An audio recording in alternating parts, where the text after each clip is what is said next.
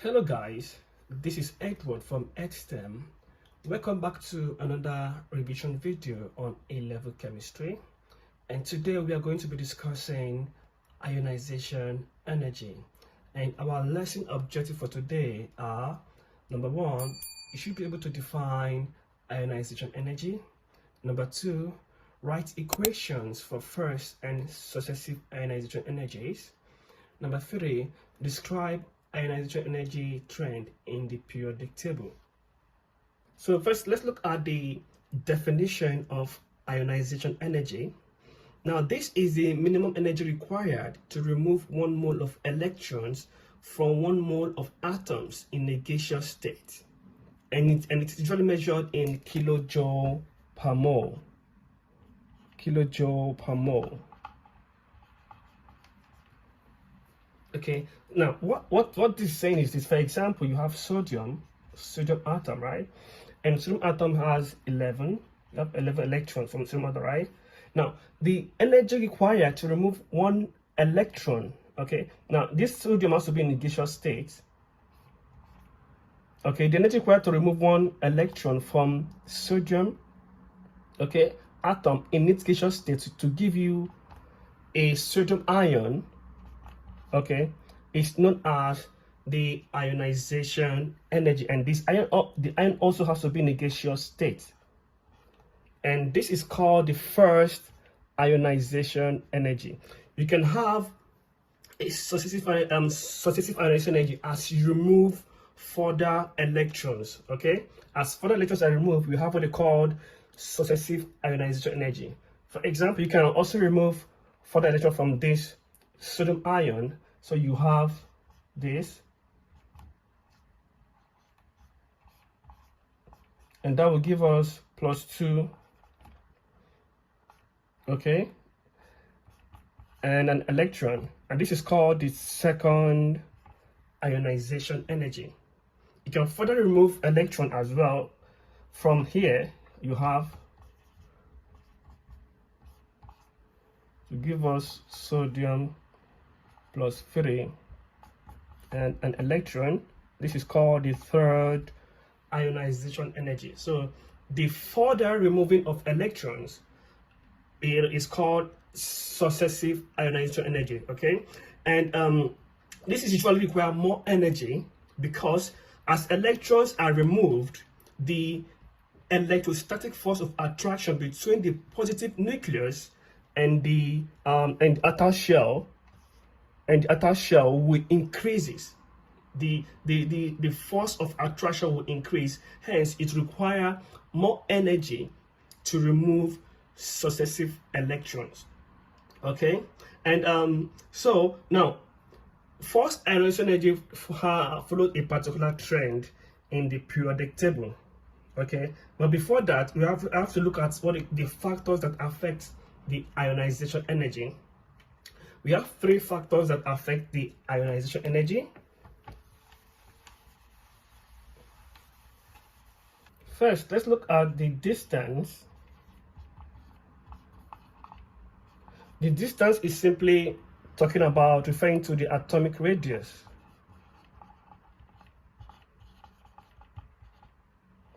That is the distance between the nucleus and the outer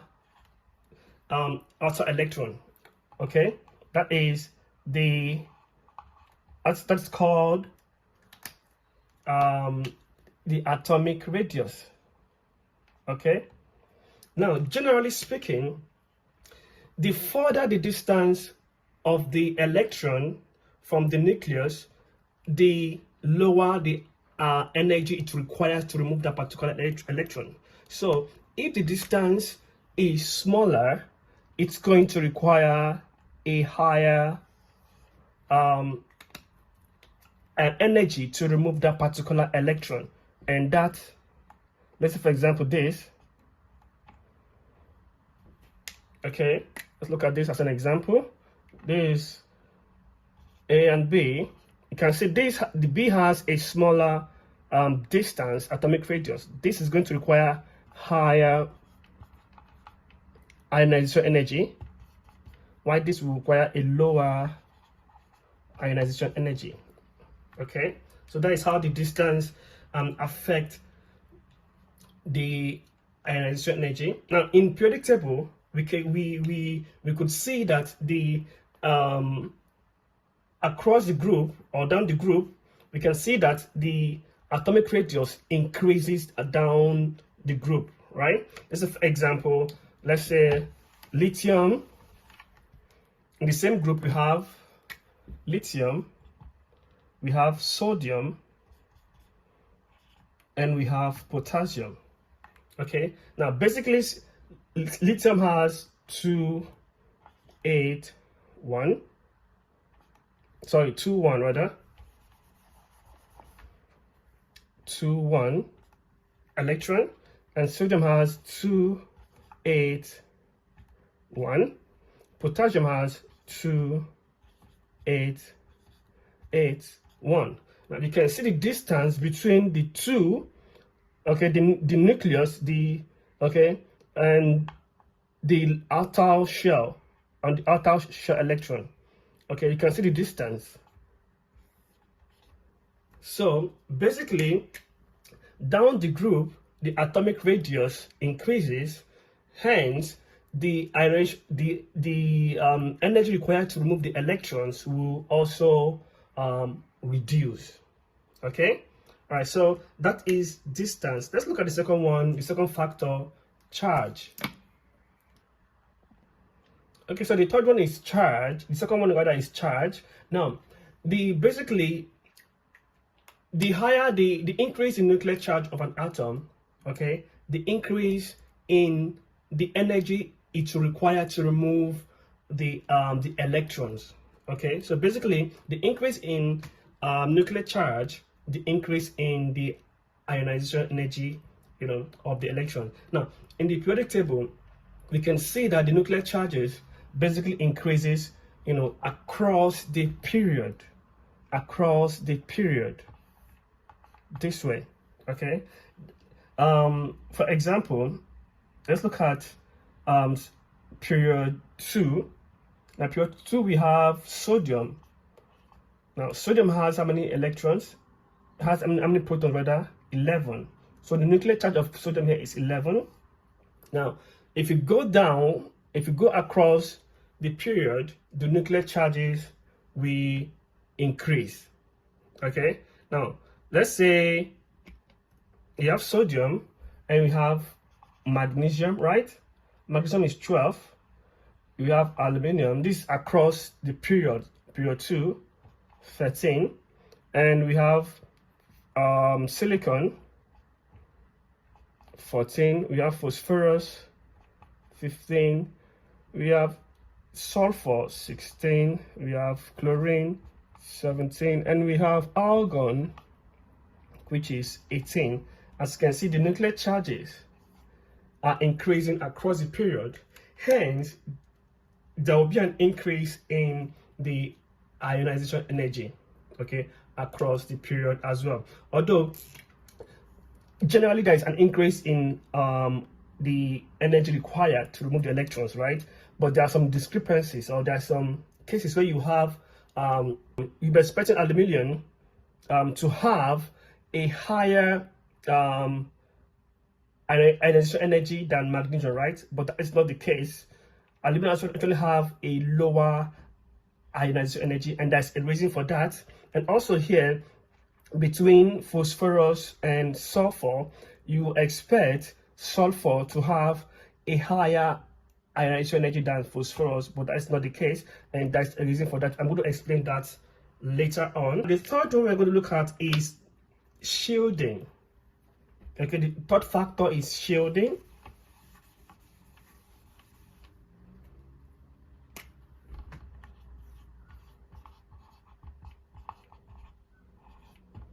Shielding. Now, how does shielding affect ionization energy? Now, what do you mean by shielding?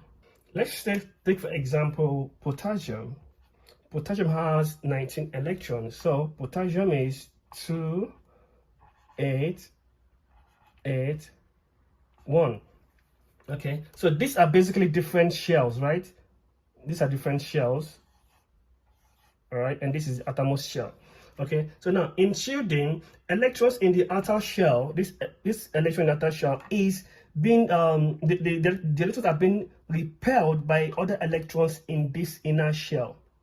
Okay, this particular electron is being repelled by these electrons in the inner shell, okay, before the nucleus. Okay, so this definitely reduces the force of attraction between the outer electrons and the nucleus. Okay, the force of attraction reduces due to the shielding effect of the electrons, you know, before the outer shell electrons. So as the force of attraction reduces, it definitely will reduce the ionization energy. So it will be easier to remove these electrons as a result of the shielding effect. Okay, so this is the third factor that affects ionization energy. So let's look at the first ionization energy trend within the periodic table. Along the period, this is, we have group 1, group 2, group 3, group 4, group 5, group 6, group 7, group 8, and these are the period. We have 7 period, right? Now along the period like this, okay, now the first ionization energy increases due to a decreasing atomic radius. Okay, like I've explained before, as you move across the period, the atomic radius decreases, and which means that there will be the distance between the outer electrons and the nucleus will increase. So there'll be a greater force of attraction between them, and that will increase the ionization energy. Okay, and down the group, okay, now the first ionization energy decreases due to the increasing atomic radius, all right, and shielding effect as well. Okay, due to the increasing atomic radius and the shielding effect as well. Okay, so that is how the first ionization energy trend in the periodic table. Okay, and now we are going to look at how to plot, or we're going to look at data of successive ionization energies, okay, and how they can be used to identify elements. Okay, the data of successive ionization energies and how they can be used to identify elements.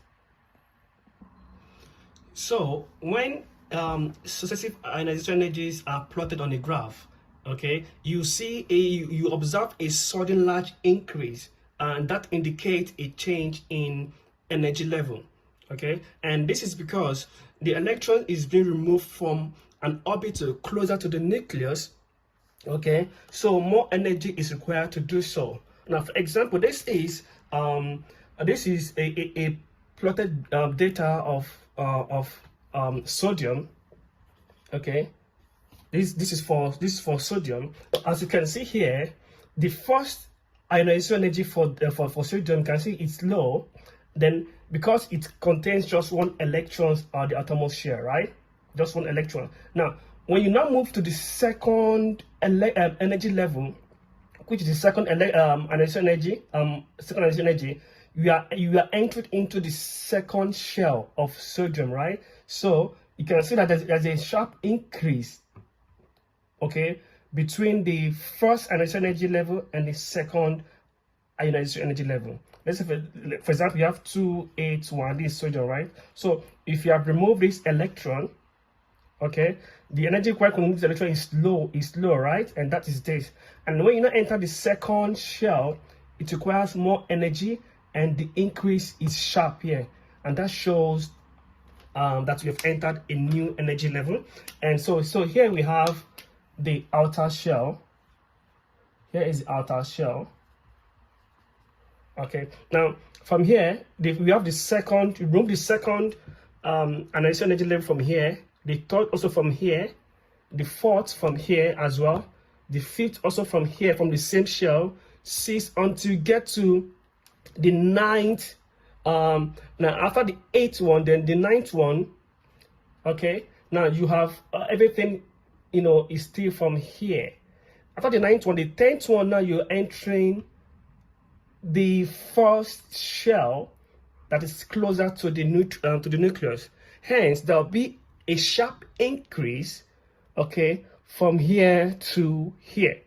Okay, so this shows that this is the inner or the first shell.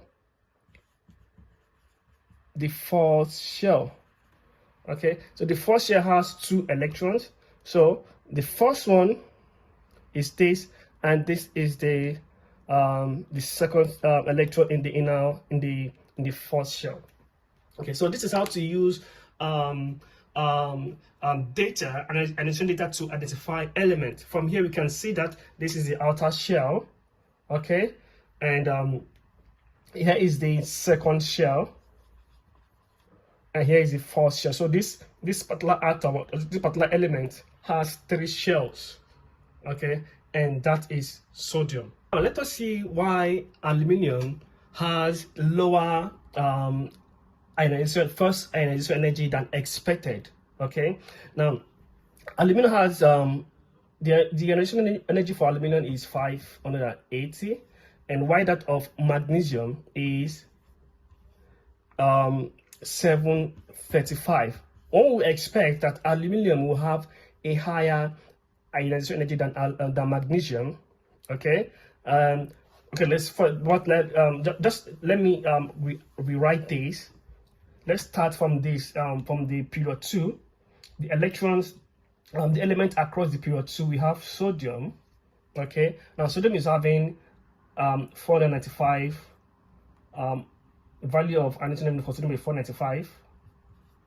Okay, magnesium is 735, aluminum is 580, silicon is aluminum is 580, silicon is 780, phosphorus is 1060, sulfur is 1005, chlorine is 1255. Then the last one on the period 2 is argon, and argon is 1527. Now, as you can see, generally the ionization energy increases across the period, right? Except for some aluminum. Okay, and also we can also observe an exception here, and that is sulfur. Now we are going to look at the reasons why we have these discrepancies here. Now, aluminum has what is that? Let's look at the atomic number of aluminum. Aluminum is 13, right? So let's look at the electron configuration for aluminum. Aluminum will be, so you have 1s2, 2s2, 2p6, 3s2, and 3p1. Okay, so now aluminum ends in 3p1. So as you can see, the first ionization energy of aluminum will take place from 3p1, right? And this 3p is further away from the first ionization energy, from the first energy level, right? So the 3p basically is the touch energy level, and this electron is being taken from this 3p1, so it requires lesser energy to remove this electron. Okay, that is why aluminum is having 580 value of 580 kilojoule per mole for its ionization energy. Okay, so now let's look at another discrepancies between phosphorus and sulfur. Now phosphorus is having energy level energy value of 1060, while sulfur is having 1005, which means there's a decrease. Okay, so let's look at what happens why there is a decrease in such value there. All right, now phosphorus has atomic number of 15, right? And sulfur is having atomic number of 16. So let us write down first. Let's write down the electron configuration for these two elements.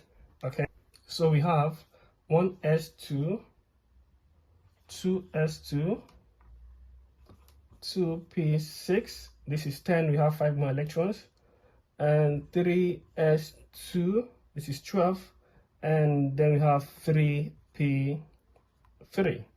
This is for phosphorus. Now sulfur, on the other hand, we have 1s2, 2s2, 2p6, 3s2, and 3p4. Okay, so let's look at how these electrons, the outer shell, the last orbital, which is the 3p orbitals, is having the 3 electrons. So the configuration for sulfur ends in 3p3, right? So 3 ends with 3p3. Now let us draw the electrons in its subshell. So we have this. Okay, so these 3 electrons are then placed here. First of all, you according to, if you follow the rules, you place the electrons first before pairing. Since there are 3 electrons, so there'll be nothing to pair. So we have this for phosphorus. Now for sulfur, sulfur ends in 3p4, right? 3p4. So you have this.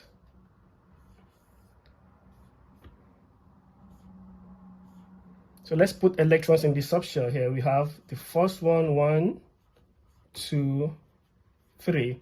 So it remains 1 more electrons. They will pair this one.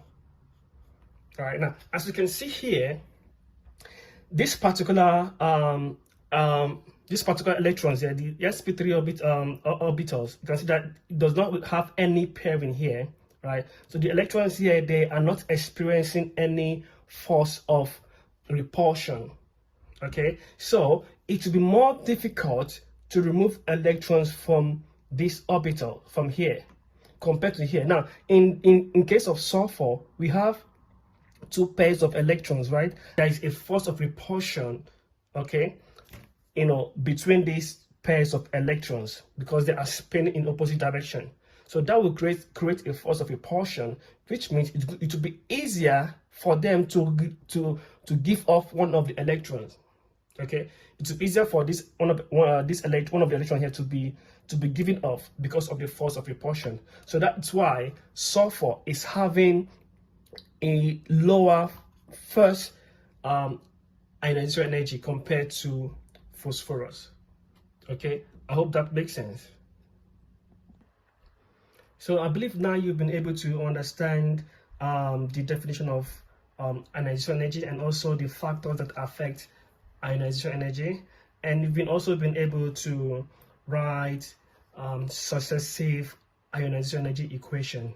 And that will be the end of today's video. But in the next video, we're going to practice or solve some questions on atomic structure in general, and that comprises of atomic structure, electron configuration, ionization energy as well. So we're going to look at possible exam questions under this topic in our next video. And in case you haven't done that, kindly subscribe to my channel, like the video, drop a comment if you have any question, and don't forget to turn on your notification bell so you get notified whenever a new video like this is dropped. See you some other time.